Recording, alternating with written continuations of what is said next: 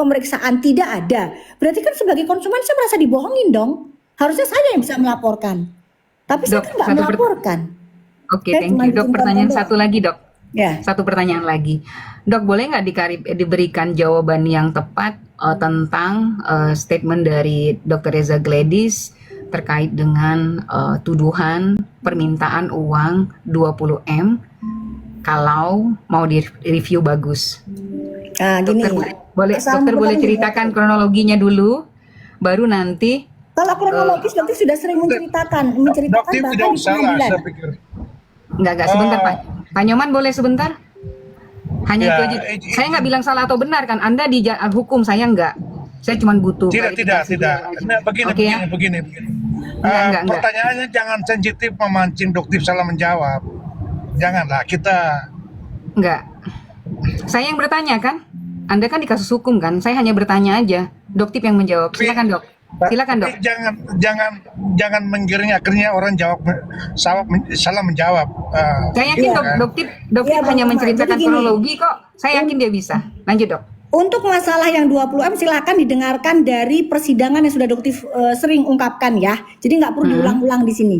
Jadi dokter nggak mau membahas lagi kembali lagi dari nol. Lebih itu dari adalah rekaman suatu itu kan ada banyak penjelasan soal 20M itu. Iya. Itu udah kan? dijadikan kesaksian ya doktif ya. Hanya satu hal juga yang perlu dokter pernah menantang seorang Reza Gladys. Dokter bilang, Reza Gladys kamu adalah penipu, kamu pembohong, kamu tukang fitnah. Karena kamu berkata dokter dibayar oleh brand Hanasui pada saat dokter membattlekan produk kamu glowing serum dengan Hanasui. Itu fitnah keji. Dan dokter dengan jelas. Jadi tuduhan dokter barusan ini terhadap Reza Gladys, tersangka utamanya Bang Yamin ya, karena muka dia paling besar. Lanjut. Ya, jadi jelas ya, kalau dia merasa omongannya dia benar bahwa dokter dibayar oleh brand Hanasui, sudah selayaknya dia melaporkan dokter pencemaran nama baik. Dengan jelas dokter menyebutkan nama Reza Gladys. Kamu pembohong, kamu tukang fitnah, kamu penipu. Pada saat kamu bilang dokter dibayar oleh brand Hanasui dengan mengcompare produk kamu dengan produk Hanasui. Tetapi hingga detik ini dia tidak bisa. Itu aja jawabannya dokter. Ya, Oke dok, satu pertanyaan lagi dok. Untuk konsumen di Indonesia, apakah ada beberapa yang sudah melaporkan kerugian? Mungkin ada salah satu brand yang dokter sebut tadi, salah satunya dokter Reza Gladys. Ada nggak yang melapor? Konsumen yang melaporkan gitu loh. Ada. Bahwa dia mengalami kerugian, mungkin retak-retak di wajah atau hitam. Boleh nggak dok di-spill dok? Sudah ada. Oke. Sudah ada dan itu sedang dihandle oleh lawyer dari Bang Fahmi. Dan memang untuk korbannya tidak bisa di-spill. Kenapa? Karena banyak banget korban yang merasa setelah mengadu melalui medsos itu diserang. Seperti itu. Jadi tidak bisa diungkap. Oh, gitu. Berarti rahasia. Berarti udah ada yang ngelapor ya? Artinya kan kalau sudah ada yang melapor bisa lari ke... Laporannya sudah naik, korbannya ada, jadi jelas laporannya diterima. Seperti itu. Oke, thank you ya dok. Thank you. Yo, udah cukup. Lanjut. Udah, oke. Makmun. Ini di backup ini terus nggak ada. Aku kan minta. Saya tanya. Kenapa nakku? Tempat kau ya. Rafinya udah kabur bang. Tadi abang Kenapa kan turun ini? kan? Abang kan tadi turun. Nah Rafi menjelaskan sama Bang Imam. Mana ini? Terus kemana aku bikin acara 17-an juga gitu, ada yang nggak datang, nggak izin aku tuh. Tadi dia menjelaskan bang, tapi dia abangnya turun. Nah Rafinya udah kabur sekarang, udah turun. Mbak, yang lucunya lagi tadi Bang Yamin sama Pak Nyoman bisa melihat ya, pada saat dokter tanya dia kayaknya agak-agak ini, kayak dia takut banget kayak sama dokter kayaknya, nggak tahu, aneh. Alasannya biar karena itu berjalan gitu kan. Kalau memang mau diam-diam ya ngapain wawancara toh? Nah itu, ya udah Mambel. Makanya grup ini tuh dokter lihat memang aduh cerdas gitu loh. Tapi kalau grup sana kenapa ya kok aduh bener-bener deh malukan. Doktif, kami itu SDM rendah, IQ rendah Bu Doktif. Mereka Iya, IQ sama rakyat tinggi. jelata. Maaf ya Bu Doktif Sama, ya, iya. maaf ya. Maaf banget ya, kami rakyat jelata miskin, Iya. tapi kami nggak ketinggian. Saking ketinggiannya overdosis. Ya, inkonsisten terjadi pada diri mereka. Besok ngomong apa, itu dalangnya. Terus besoknya lagi ngomong, aku cuman bercanda, Nah. bercanda, gitu ya. Nah, itu buat Ibu Nepos, ya kan? Nah, buat Rapi, Nikita Mirjani akan mengorbankan Mail, save Mail, ternyata tidak. Bercanda lagi si Rapiong lah itu namanya. Terus datang si Sanzabella juga bilang, masyarakat Indonesia IQ-nya di bawah rata-rata. Buset dah, minta di demo lu. Kalau dia yang Yakin lo minta di demo? Jadi kalau aku bilang mereka itu melaporkan Doktif silakan, tapi dasarnya dulu apa? Karena pada dasarnya mereka tidak punya keterkaitan dalam hal itu. Mereka pengguna skincare belum tentu. Mereka penerima endorse skincare bisa jadi. Jadi ya perlu dikaji lagi kembali. Kalau kalian melaporkan orang silakan, tapi tolong dikaji. Apalagi Anda punya basic hukum. Jangan sampai malu-maluin ya. Pengacara terhebat di Indonesia masa melaporkan kasus receh begitu. Apa nggak pernah punya kasus sayang? Nggak pernah punya kasus. Besok kita bikin kasus sama Bang Yamin berdua. Yuk, terima kasih.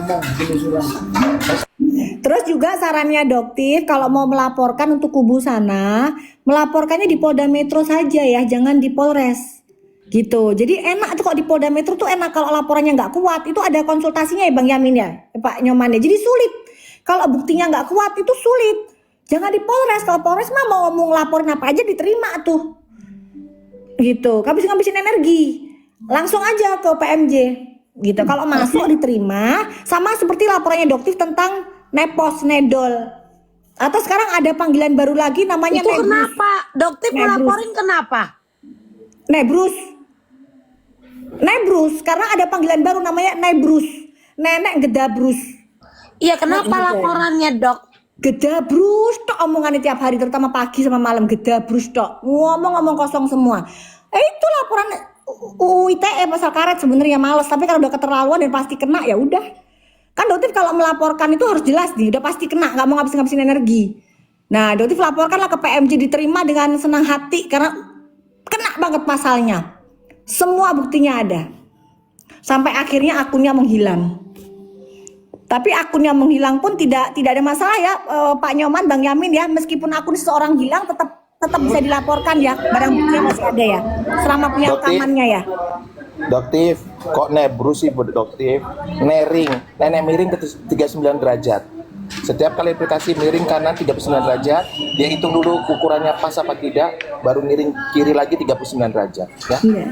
Panggilan Nebrus tuh gara-gara dia dapat bisikan setan kalau Doktif tersangka di Polres Jakarta Selatan. Makanya akhirnya Nebrus baru lagi tuh. Nah kemarin Dokter Andrea sama saya berdebat panjang loh waktu di rumahnya Bu Ayu loh. Tentang apa? Itu kenapa kalian? Kenapa itu Pak Ayu? Padahal si Ayu ini pun pokoknya suka seru. juga bikin kegaduhan kita. Bang Yamin sama Pak Nyoman belum tahu nih soal soal boker belum tahu nih. Bang Yamin tahu nggak soal boker? Bukan konteks Iya, makanya aku kira SDM yang terbunuh. Pak Nyoman tahu nggak soal boker? Doktif yang dilaporkan jadi tersangka di Medan. Tidak termonitor gitu. Kok Ya, ada jadi kan juga Doktif memang lapor- tersangka di Medan atas pelaporan dari AS ya. Atas AS. Jadi melaporkan konten Doktif yang bilang fix justiper bukan dokter kalau nggak salah gitu. Jadi dia merasa tersinggung bahwa dia ini dokter gitu. Kok dikatakan bukan dokter? Nah, sekarang Doktif balikin. Loh, kalau kamu dokter kok kamu jadi justiper?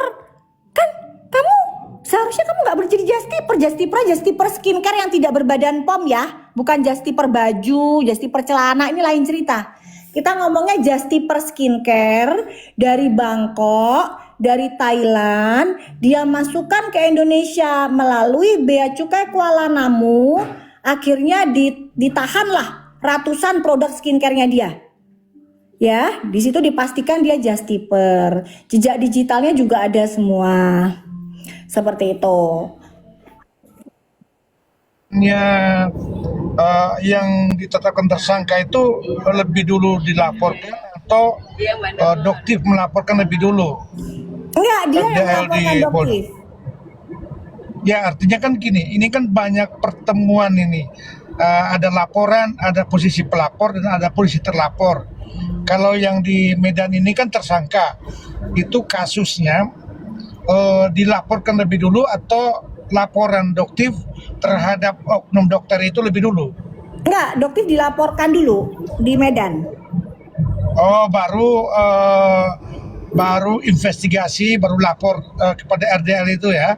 Bukan, ini kasusnya lain lagi. Kasusnya lain. Kalau yang di Medan itu dengan AS, kalau yang di Jakarta Selatan itu dengan DRL. Ini dua dokter yang berbeda.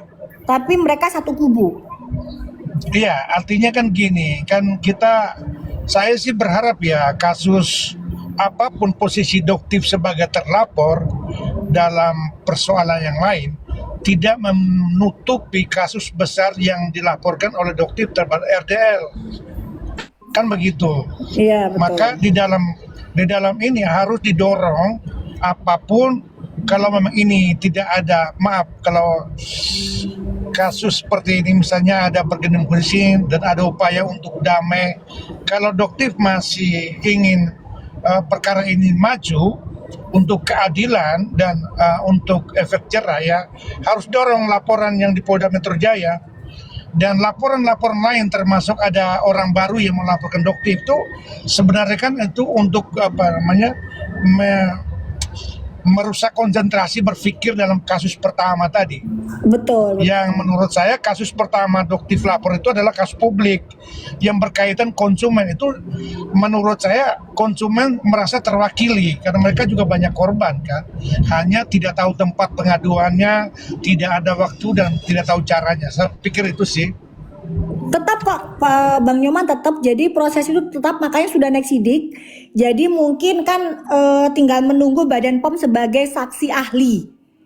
Jadi kemarin juga dari Badan POM sudah memberikan pernyataan bahwa kita siap dipanggil menjadi saksi ahli. Jadi nanti untuk kasusnya DRL, saksi ahlinya dari Badan POM. Seperti itu. Dan dari perdagangan juga. Karena kan beliau menjual ya, memperdagangkan ya. Gitu. Itu lanjut kok, tidak ada masalah. Boleh nanya nggak? Dokter kan sebagai dokter apa? Dokter kecantikan ya. Kira-kira regulasi apa yang mesti dibuat oleh pemerintah Indonesia, terutama BPOM atau dari Kementerian Kesehatan, IDI sekalian organisasi-organisasi kedokteran di Indonesia yang sampai hari ini kan belum bertindak gitu loh. Maksud saya, apa yang dokter pikirkan dari kejadian ini, dari peristiwa ini, sehingga nanti dunia skincare Indonesia itu bisa lebih bagus dan tepat regulasi, kemudian tidak ada lagi yang membuat overclaim atau apapun itu. Boleh nggak, Dok? Kalau yang dilihat dari sekarang memang sudah sangat jauh perubahannya. Jadi dari pabrik pun jauh lebih hati-hati, sudah sangat minimal lah, meminimalkan terjadinya overclaim di suatu produk tertentu. Yang kedua, owner skincare pun sudah lebih waspada dengan selalu melakukan uji lab setiap batch produknya. Itu udah luar biasa. Gitu. Nah, mungkin ya salah satu yang selalu Doktif dorong, karena Badan POM ini kan di bawah pengawasan dari Pak Presiden Prabowo secara langsung. Oh ya? Iya, jadi Badan POM itu langsung ditunjuk oleh Pak Presiden, Pak Prabowo secara langsung. Jadi mungkin atensi khusus lah untuk memberikan lebih banyak ini anggaran dengan plus SDM-nya. Jadi lebih cepat dan ada dana khusus untuk penindakan. Jadi nggak harus ada pelaporan dulu ditindak. Ini kan enggak, selama ini kan kalau ada pelanggaran paling hanya teguran aja, teguran 1, 2, 3. Nah, kayak seperti yang dilakukan oleh DRL ini kan dengan pemasang stiker menjual dengan harga tinggi, itu kan sudah jelas suatu dugaan bentuk penipuan. Tidak ada white tomato, solanum lycopersicum dalam produknya tidak ada. Itu hanya L-reduced glutathione. Tapi setiap di iklannya dia jual tomat putih untuk menaikkan harga. Nah ini loh, dan seharusnya dari pihak IDI pun, dari pihak profesi pun harusnya juga menegur dong, harusnya memberikan sanksi. Tapi ini kan tidak. Dok, Dari pihak ID sendiri apakah sudah memberikan statement atas Doktif peristiwa ini? sudah melaporkan, bahkan pernah preskon di bulan Desember atau kalau nggak di bulan Januari, lupa Januari atau Desember, udah pernah preskon gitu. Tapi sampai detik ini tidak ada kelanjutannya. Udah jelas dengan bukti-buktinya. Ya. Gitu. Kenapa? ID kenapa? Gitu loh. Terus kan Menurut itu dokter, tidak sesalkan. menurut dokter sendiri nih, dokter Samira sendiri melihat ada apa dengan ID? Masih berantem Ya nggak sih di itulah dalam? tidak Masih tahu. berantem di dalam atau memang ada kelompok-kelompok juga di dalam? Nah itu dokter tidak bisa ngomong ya karena kan nggak tahu ya. Silahkan saja mungkin masyarakat sajalah yang bisa memikirkan itu ada apa. Dokter. Karena dokter juga bingung sampai detik ini juga bingung ada apa. Kok nggak Dokter. berjalan laporannya? Sejak kasus skincare ini, maka SDM itu ditambahkan untuk BPOM. Kemarin kan soalnya kan ada keluhan bahwa mereka kekurangan SDM kan. Apakah Betul. sejak ada kasus skincare ini jadi ada tambahan SDM? Tapi kan kalau untuk penindakan tidak ada anggarannya gimana? Alasan nggak ada alasan menurut saya begini ya. Ini pertanyaan keren ya menurut saya tadi. Nggak. Inspirasi TV ini adalah jurnalis yang hebat. Ini Beli. Beli, jurnalis beli. tetapi penyidik juga beliau. keren. Beli. Ya. Swastiastu ya, Swastiastu. Saya mesti aja. Oke, Ya, Beli. Aku Ya. pertanyaan satu setelah Ya. ini baru ke Beli ya. Dok, satu lagi pertanyaan. Kalau Menteri Kesehatan bagaimana? Apakah sudah ada atensi terkait dengan ini kasus sudah hingar-bingar loh. Jadi kemarin aku sempat ngobrol sama Kak Rahayu juga minta ini di atensi ke kementerian. Setidaknya mereka memberikan statement atau tadi kalau saya setuju bahwa dari kementerian, dari ID, dari BPOM itu turun menjadi menurut gue bukan saksi ahli ya. Perkara ini sebenarnya bisa dijadikan momentum hukum baru di Indonesia, perubahan ya kan. Perubahan nyata sehingga nanti BPOM, ID dan semua organisasi ini bekerja sama, bukan ingin menang sendiri gitu. Dan saya bilang kalau kasus ini terus dibawa kasus hukum nggak akan pernah selesai dok. Aku kepengen dokter bicara ini boleh nggak? Dikit aja. Iya, jadi mungkin salah satu yang nanti Doktif ingin tanyakan ke Kementerian Kesehatan ya soal ini. Cuman mungkin ya aksesnya juga ya kita kan belum dibuka ya akses untuk dengar pendapat, berdiskusi secara langsung dengan Kemenkes, kita kan belum ada. Cuman kemarin pada saat rapat dengar pendapat itu kan DPR komisi berapa yang kita akhirnya ketok palu untuk Badan Perlindungan Konsumen, komisi 6 ya kalau nggak salah ya, komisi 6 ya. Yang Doktif membuka kapsul White Tomato di depan anggota DPR semua yang secara live juga. Dan ternyata kotaknya sudah dibuang, jadi dikirim dalam bentuk sasetan yang dilakukan Pecah oleh ya DPR. dok ya? Nah itu betul ya kan. Nah cuman Doktif mungkin belum sempat rapat dengar pendapat dengan yang khusus di bagian Badan POM. Kalau nggak salah komisi Udah, gampang, 9. aman itu semua Kak Ayu, aman. Aku tahu arah Kak Ayu. Nanti saya telepon langsung Kementerian Kesehatan supaya menindaklanjuti keributan soal skincare ya. Nanti saya akan telepon Terus ada juga menterinya lagi langsung. nih. Lagi ada Oke, clue lanjut. ini. Apa Kan tuh? clue. Kemarin kan Doktif kan diberitakan di hoax bahwa tapi kontennya udah hilang ya Bang Yamin, Pak Nyoman. Doktif dibilang bahwa Doktif menyelundupkan alkes ke Indonesia. Nah, menyelundupkan Di sini. Ini di luar ya. Di sini. Oke menyelundupkan. lanjut. Ya, Nggak bisa betul. Bang Jadi Yamin, Doktif Abang Yamin di sini aja. Lanjut. di Doktif diberitakan dibuat konten oleh saudara Gawang. DRL bahwa Doktif Iya. menyelundupkan alat kesehatan. Nah itu nanti juga akan dipanggil Menkes untuk membuktikan, menanyakan apakah Doktif pernah menyelundupkan alat kesehatan. Nah itu Doktif seneng banget itu. Oh, ada lagi laporan itu, Dok? Enggak, Doktif yang melaporkan Oh, juga. Doktif yang melaporkan. Gitu. Wah, nggak terkontrol ini rahim para perempuan Indonesia gini, Pigi Bang Yamin ya. Ini masalah kesehatan loh Bang Yamin. Ini rahim para ibu-ibu, mama-mama STM nggak terkontrol kayak gini. Silakan Kak Ayu, ini ada Bang Nyoman. Yang Ya, mau ditanya. Langsung aja. Tadi kan beli mau ini kan, mau komentar silakan. Saya nggak nanya. Lanjut aja. Iya menarik. Ya sorry tadi saya agak sedikit koreksi pertanyaan. Saya takut nanti Dokter Doktif terjebak pertanyaan dan banyak orang yang rekam di luar ya. minta maaf. Tapi saya tahu apa yang dimaksudkan oleh Inspirasi TV itu keren ya. Menggali pertanyaan-pertanyaan karena memang tokoh sentral yang membuka tabir kejahatan ini kan adalah Doktif. Tokoh sentral yang menurut saya negara harus memberikan satu penghargaan dan penghormatan khusus kepada beliau. Setidak-tidaknya dalam persoalan ini menjadi evaluasi bersama, terlebihnya Badan POM, lalu penegakan hukum. Tadi ada seolah-olah penyampaian alasan yang mendasar, ada ketidaksigapan penegakan hukum dalam kejahatan-kejahatan produk skincare. Ini menurut saya negara harus hadir dan tidak boleh memberikan alasan kekurangan personil, kekurangan anggaran, itu jangan. Kalau negara, lembaga negara yang sah menyatakan bahwa ini tidak ada anggaran, kekurangan personil, ini bangkrut negara ini, boleh dinyatakan bangkrut. Dan pernyataan-pernyataan itu memunculkan sikap apatis publik terhadap pengawasan terhadap kejahatan-kejahatan masif. Nah, saya mau katakan begini, Harusnya dirangkul saya mau ya, katakan Bang. begini ke teman-teman. Ya, artinya gini, tidak menjadi alasan bahwa tenaga itu kurang atau lembaga itu tidak ada divisi itu. Tidak boleh, negara tidak membangun alasan apapun. Karena ini negara loh, ini negara. Mereka memiliki kewajiban untuk melakukan tindakan preventif maupun represif terhadap kejahatan. Nah, saya mau katakan begini, saya bisa membunuh siapapun di dunia ini kalau syaratnya dua.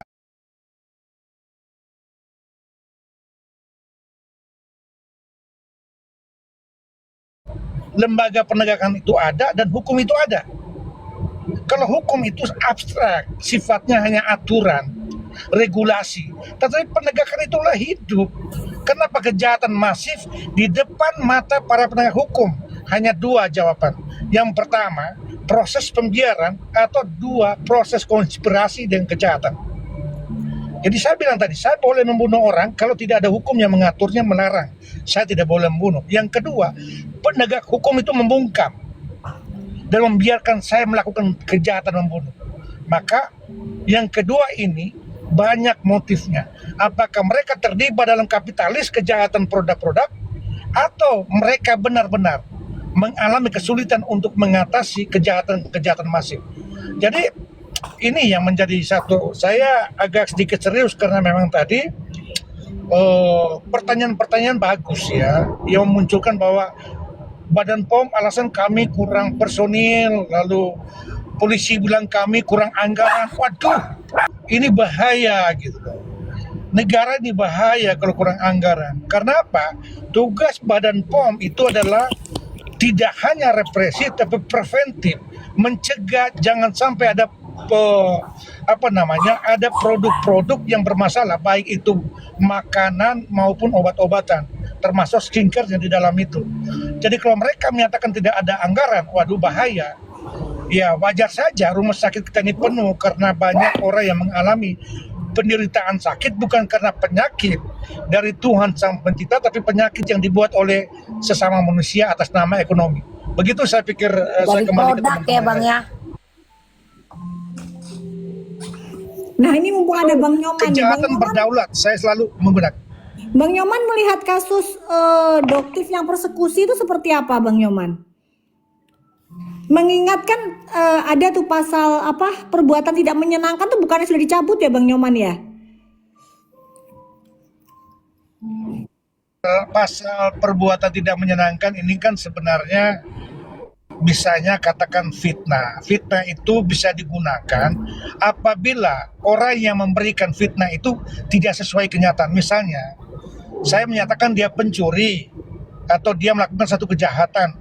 Buktikan dulu pernyataan saya ini, kalau tidak benar berarti mutlak satu pernyataan saya yang tidak bisa bertanggung jawab secara hukum dan bisa dituntut dalam pasal pencemaran nama baik tadi. Kan begitu. Terlepas pasal itu sebenarnya sudah dianulir oleh Mahkamah Konstitusi, begitu.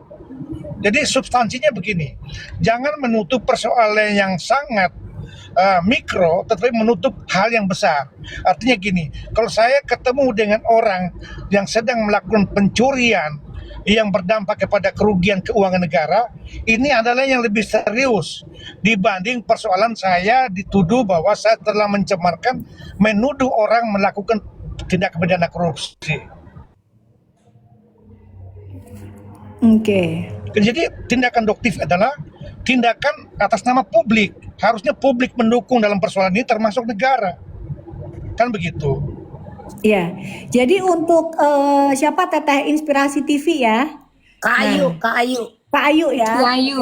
Kak Ayu, Gusti Ayu. kenal Kak Ayu. Jadi Kak Ayu Gila. gini ya. Jadi ini bisa menjawab juga ya pertanyaan yang tadi. Pada saat persekusi di tanggal 17 Dok, ya, 17. Sebentar ya dok, ya. boleh ya? Sebentar ya, aku uploadin dulu ya.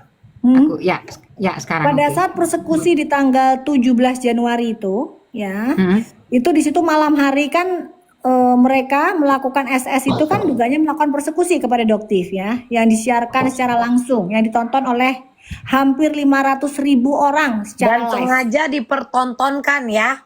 Betul, betul. Kan sengaja itu dipertontonkan ya. Iya. Nah, itu di situ ada sebutan Doktif pemeras.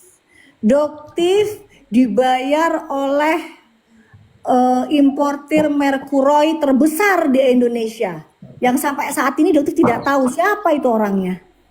Nah itu, jadi Doktif memang pingin diperiksa lebih lanjut untuk Doktif maupun grup mereka SS dan kawan-kawan. Karena Doktif mau tanya, Anda menuduh Doktif pemeras itu buktinya mana? Nah, ya. Yang Dok. pertama, yang kedua, Dok, kalau Anda kalau menuduh suatu hari saya dibiayai oleh pengimpor merkuroi terbesar di Indonesia, itu siapa? Jadi Doktif melaporkan pun salah satunya itu ya. Jadi mungkin nanti juga akan terjawab ya kalau sampai masuk ke persidangan seperti itu. kalau misalnya dokter yang berseteru di sini bertemu dalam satu tempat gitu dok, ada kemungkinan nggak? Tidak, karena Doktif sudah tidak mau ada fitnah di balik itu. Jadi lebih baik kalaupun bertemu di depan penyidik atau di persidangan seperti itu. Oke. Good ide itu, aku senang sekali. Tidak ada Benar, sembunyi-sembunyi jangan- di balik itu, ketemu tidak ada. Jadi, siap, itu keren sekali, keren. Pemerintah masyarakat perlu tahu ya bahwa saudara DRL sering mengajak Doktif bertemu melalui Dokter Oki. Dulu pernah ngajak ketemu, dengan jelas Doktif membantah. Kalau kita bertemu, silahkan kita bertemu di depan penyidik, ya tidak ada bersembunyi atau bertemu di balik yang masyarakat tidak tahu. Contohnya pada saat gelar perkara khusus di Mabes Polri, di situ sudah disediakan tempat oleh jurnalis di depan Mabes Polri, dan Doktif memanggil saudara DRL untuk kita berbicara di situ. Ayo kita berbicara di sini. Di sini ada puluhan wartawan yang nungguin kamu bicara. Jangan hanya bisa bicara lantang di medsos, di akun kamu. Berbicara sekarang di depan wartawan. Apa yang terjadi? Dia lari, dia menghindar dari wartawan. Kenapa? Kalau kamu benar, nggak perlu takut, hadapi. Jangan jadi sosok seorang pengecut. Kamu laki-laki kok, kamu hadapi. Cuman jangan heran kalau nanti Doktif tanya rambut kamu itu asli atau rambut wig. Wajar kalau Doktif tanya, ya jangan takut kalau resikonya itu. Ya, Doktif juga tanya, bener nggak kamu naruh stiker di White Tomato? Jangan takut, jawab aja di depan wartawan. Nah, ternyata beliau lebih memilih untuk menghindar. Jadi jangan ajak Doktif ketemu di balik itu. Tidak usah. Kalau ketemu di depan masyarakat, depan jurnalis. Seperti itu. Jadi serius banget ya pertanyaannya ya. Iya. Lanjut. Karena mereka pun udah terfokus akan masalah ini karena Bang Yamin udah nggak ada. Tadi itu ada Dokter Doni Siregar. Halo, Don. Satu Lanjut. kata buat Doktif keren ini baru bakal. Iya, pahlawan konsumen. Harusnya kan ini dirangkul, diajak bekerja sama untuk memberantas untuk kesehatan juga para wanita Indonesia kan. Karena yang paling banyak menggunakan skincare ini kan kita kaum wanita kan. Tapi Doktif ini malah dilapor ya sana sini ya dok ya. Ya itu resikonya. Jadi sebelum Doktif muncul kan Doktif bilang, Doktif membeli produk itu di bulan Juni 2024. Hasil keluar sekitar 100 Maaf hasil lab. Doktif, Kenapa Bang Yoman? maaf Doktif, pernah menjadi saksi di kasus Nikita Mirjani kan? Betul. betul, pernah, betul. Pada Ya, saat itu Doktif mulai berbicara tentang apa yang Doktif rasakan ya, bagaimana Doktif ditungguin di rumah. Iya. Nah itu seperti Jadi itu fakta. pada waktu memberikan keterangan saksi di hadapan persidangan itu, menurut saya pihak lawan itu sudah salah membungkam. Tidak cukup untuk membungkam hakim, misalnya ada upaya itu, tidak cukup membungkam jaksa penuntut umum, tidak cukup membungkam polisi, tapi harusnya membungkam seorang saksi yang bernama Doktif, karena Doktif membuka seluruh hal-hal yang di luar dugaan Iya. para pihak itu. Menurut saya keren itu saksi yang keren ya. Pada saat itu Doktif tunggu ya dari pihak JPU untuk menanyakan itu sebenarnya, tapi tidak ditanya-tanyakan rupanya. Doktif menunggu, kapan ya kok nggak ditanya-tanya, ini ya 20M ya kapan ini. Nah itu, dan ternyata akan ditanyakan dari pihak. Tapi jaksa tahu kalau semakin bertanya malah semakin buka semua. Soalnya satu pertanyaan sudah 10 jawaban. Kalau semakin banyak pertanyaan malah semakin banyak jawaban.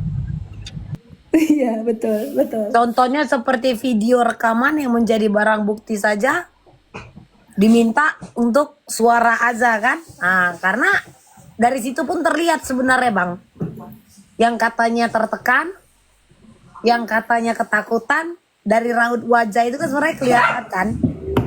Nah itu dijadiin suara dengan alasan entahlah yang tidak layak. Inilah Doktif. Makanya kemarin gue bilang Doktif ini perempuan kuat dia. Itu ku akui, Kak Ayu juga harus akui itu Kak Ayu. Dengan segala terpaan laporan itu kan. Iya. Nah, seperti kayak gini Doktif ingat nih di jam ini nih, jam persis di jam 8. Di jam 8 tanggalnya Doktif lupa ya, mungkin sekitar tanggal lupa Doktif tanggalnya. Detik-detik suami DRG menelpon Doktif ditunggu di depan rumah. Menurut Bang Yoman seperti apa? Mau ngajak Itu keluar. tanggal berapa, Dok? Lupa, Tanggal berapa, Dok? lupa. Dan itu Doktif loudspeaker, Lupa. jadi karyawan di sini pada dengar karena mau tutup. Ini Doktif juga mau pamit karena kan pada ini lagi jaga mau pulang. Jadi di Oke. situ dia bilang, Kak, kita sudah di depan rumah kakak. Doktif tanya, Pak Nyoman, apa motif mereka menunggu Doktif di depan rumahnya Doktif tanpa minta izin? Ada nggak etikanya begitu? Tiba-tiba nongkrong di depan rumahnya Doktif. Itu Terus. Terus? tidak ada etika dan sifatnya intimidatif itu. Nah, Apa itu bisa Sifatnya disebut intimidatif. teror Bang? Ah. Kalau Ya, teror karena nggak ada intimidatif, ya, kekerasan di intimidatif. situ. Itu baik, dia ngomongnya baik. Tapi kan Doktif merasa kamu nggak ada etika. Kamu datang di depannya Doktif tiba-tiba. Karena gini, ini kenapa saya menyatakan intimidatif? Karena rumah itu kan hal yang private Oke. dan mereka bisa tahu depan rumah, berarti artinya Jadi- ini musuh kamu udah depan rumah kamu. Ini kan semacam Sebelumnya intimidatif. belum ada telepon gitu, Dok, untuk janjian gitu? Tidak ada. Kabarnya dokter Dia yang 2 telepon kali dia bolak-balik. selalu- Tidak ada. Jadi yang pertama dia datang, dia berusaha menemui Doktif, suami istri dari pagi sampai malam nungguin tapi nggak ketemu sama Doktif. Yang kedua hanya suaminya saja, karena yang kedua itu istrinya lagi sakit gondongan, ya. Nah, Siapa yang gondongan, ketiga, Kak? hah? Katanya gondongan, katanya gitu nggak bisa datang istri saya sakit Kok gondongan. penyakitnya nggak elit sih? Maaf, Ambil lanjut, mau cerita lanjut. apa Maaf. adanya. Maaf. Ya, yang ketiga, dia nungguin depan rumah yang pada saat Doktif pulang jam segini langsung Doktif agak marah pada saat itu, langsung agak tinggi. Kamu bisa ke rumah Doktif nggak pakai izin? Kamu tahu nggak? Itu nggak ada aturannya, itu nggak ada etikanya. Iya Kak, soalnya saya ada titipan. Gimana coba perasaannya Pak Nyoman? Ada titipan. Titipan itu apa maksudnya Dok? Nah itu makanya Doktif kan bingung, ini titipan apa? Jangan-jangan Ya, ini mau masa nyuap aja. ini hostnya pertanyaan seperti silat nih host. Bukan Bang Nyoman, maksud awak gini Bang, kalau memang ditolak sama Doktip ini, awak pun terima lo nitip, maksudnya gitu loh Bang. Habis gitu kena nemenin Neni kita dibilang oh meres lo mampus dah. Ayo, nek dong. Sutipan surat cinta. Ya, enggak, iya kan? Titipan yang mana ini Dok? Titipan Nggak tahu, yang makanya titipan dulu ini ditanya, ini maksudnya. titipan. Titipan apa? itu bukan just tip ya? Titipan itu bukan just tip. Ya Doktif nanya ini titipan apa? Kamu maksudnya nitip apa? Enggak Kak, enggak titipan nitip uang. buah. Nah di situ oh nitip buah. Yakin kamu cuma mau nitip buah? Nah itu Doktif tekankan, yakin. Kamu mau cuma nitip buah? Iya kak, nitip buah. Ya udah kamu titipin aja, saya nggak pulang. Saya bilang begitu. Saya bilang saya nggak pulang malam ini ke rumah. Padahal saya pulang. Nah habis gitu terus begitu saya telepon staf saya bilang ada orang datang ke situ ya. Iya dok, yang kemarin yang datang nitipin apa? Nitipin buah dok, coba bukain. Oh iya buah, baru deh dokter pulang, berani pulang. Gitu. Itu jadi terus terus. Mbak Ayu, Iya, kenapa? Mbak Ayu, ini udah bisa jadi jurnal dan bisa jadi buku cerita dari narasumber deduktif nih ya. Jadi kalau pemerintah Menarik, cerdas sih untuk sebenarnya kasus ini menarik human kasus interest ini sih. menarik untuk dijadikan buku loh. Menarik. Iya. Dan yang menariknya adalah kedua belah pihak tuh beda. Nanti dokter bilang ini, di sebelah bilang beda. Jadi, nah mungkin yang error jadi yang denger ya kan, ini mana yang benar ya gitu dok. Gak apa-apa. Ini ekstrim dok. Yang lucunya lagi Iya. pada saat ke klinik dibilang suaminya itu diraba-raba sama doktif, disentuh aja kagak. Mambel, gimana caranya doktif ngeraba-raba suaminya DRG ya? Nyentuh aja kagak. Gimana caranya, Mambel? Dan aku akui bahwa Doktif ini memang membuka segala tabir dunia perskincarean ya. Dan aku akan memasukkan Doktif untuk list nanti yang di Kalibata, kuburan pahlawan itu nanti akan ada satu tempat karena Doktif kuakui sebagai pahlawan wajah wanita Indonesia. Tapi yang alhamdulillahnya Mambel, alhamdulillah banget kan dari awal, inget nggak Mambel, dari September dokter bikin Indonesia sehat dan glowing 2025. Alhamdulillah sekarang semua perbaikan. Host kalau pembela wanita itu terlalu mikro. Ya, pembela konsumen